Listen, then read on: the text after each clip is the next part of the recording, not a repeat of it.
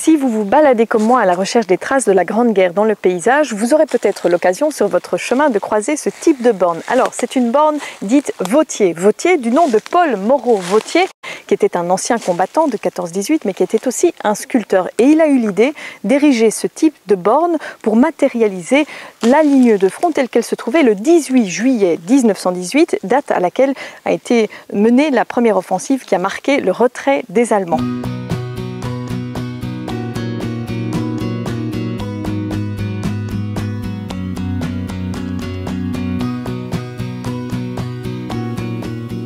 Le projet de base prévoyait qu'on pose 240 bornes sur les 700 km de l'ancienne ligne de front. Dans les faits, on n'en a posé finalement que 118, faute d'argent. On en trouve 22 en Belgique, 96 en France. Alors si on se tourne vers la borne, on va l'observer un petit peu. Ce sont des bornes en granit rose. Au sommet, on va trouver un casque. Ce casque peut être britannique, français ou belge, selon l'endroit où on se trouve.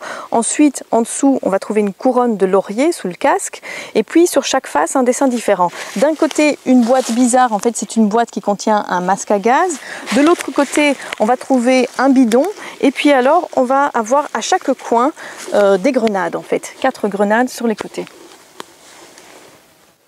Alors ces bornes nous rappellent que nous ne sommes pas les premiers touristes à fréquenter l'ancien front. Dans l'immédiate après-guerre, les régions dévastées vont véritablement devenir des attractions touristiques. Et on trouve même à l'époque les premiers guides des champs de bataille qui vont être édités par Michelin et qui vont devenir de véritables best-sellers.